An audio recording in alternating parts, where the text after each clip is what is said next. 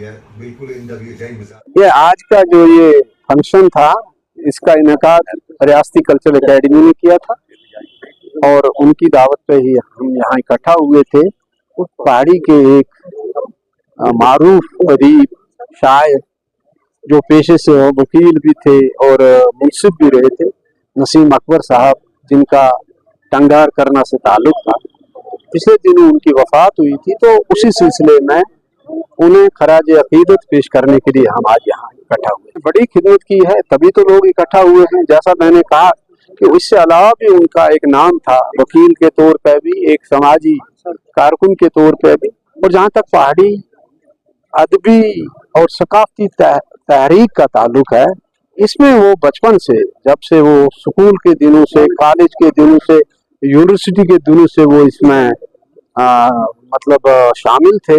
तो उनका कंट्रीब्यूशन जो था वो फील्ड में भी था और लिखने की हद तक भी उन्होंने अफसाने भी लिखे हैं और शायरी भी की है। जो रियासती कल्चरल एकेडमी का जो पहाड़ी शोबा है, उसकी जो तसानीफ है, शिराजा है, अस्तादब है, उनमें वो मतलब छप चुकी है। देख रहे, अभी हमने ऐलान किया कि अब हम अपने तौर पे भी, एकेडमी के तो हम शुक्रगुजार पहले से ही हैं, लेकिन हम अपने तौर पे भी, शम्स बरी का एक रिसाला हमारा निकला करता था, वो कुछ अरसे से बंद है।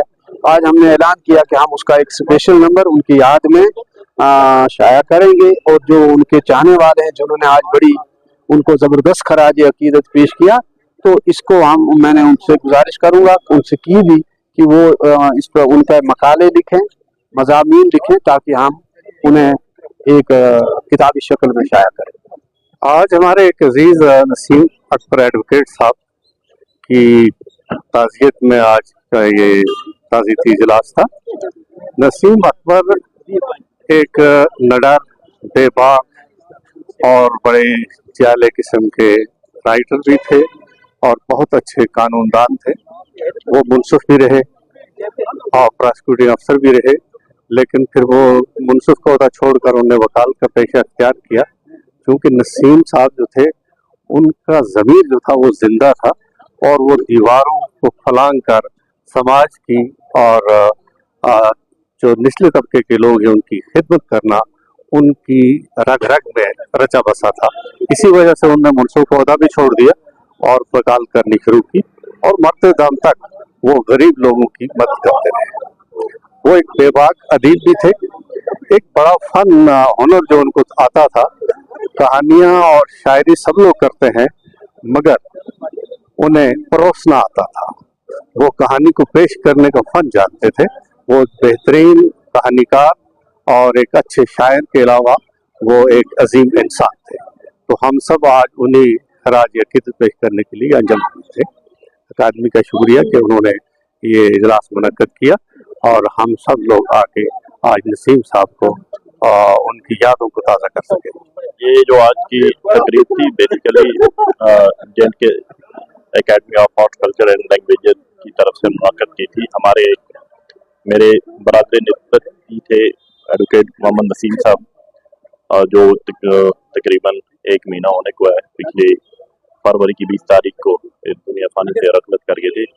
तो उनको खराज अकीदत पर पेश करने के लिए यहाँ पे मुनक्कद हुई थी टाइगर हॉल में, जिसमें उनके तमाम कारब और दोस्त यार जो थे उन्होंने शिरकत की और उनकी शख्सियत के हवाले से इस मजलिस में उनको उनकी शख्सियत पर खराज अकीदत पेश की। और इसी सिलसिले में मैं, चूँकि उनके फैमिली का हिस्सा हूँ, तो मुझे भी मदद किया गया था। मैं और करना और बाकी दीगर कश्मीर के वैली के बाकी इलाकों से बहुत सारे उनके दोस्त और अजीज कारब जो थे वो आए और उनकी जिंदगी पर उन्होंने। आज की मजलिस जो थी, ये ताज़ियती मजलिस हम मुनक्कद कर रहे हैं। हमारे एक दोस्त है नसीम अकबर साहब, वो वकील थे, जज भी बने, प्रोसिक्यूटर भी रहे और फिर एक अच्छे शायर थे, अच्छे अदीब थे। तो उनका 20 फरवरी को इंतकाल हो गया। टंगार के रहने वाले थे। तो उनकी हमदर्दी के लिए, उनके इशारा सवाब के लिए आज की ये जो मजलिस मुनक्कद की गई थी, ये कल्चरल अकादमी जम्मू कश्मीर ने की थी और उनके शोबे पहाड़ी ने किया था। तो इसीलिए हम इकट्ठे हुए हैं। तो वो एक नहायत ही दयानतदार आदमी था, बहुत अच्छा वकील था, बहुत अच्छा जज रहा, तो इसलिए आप जमा हुए।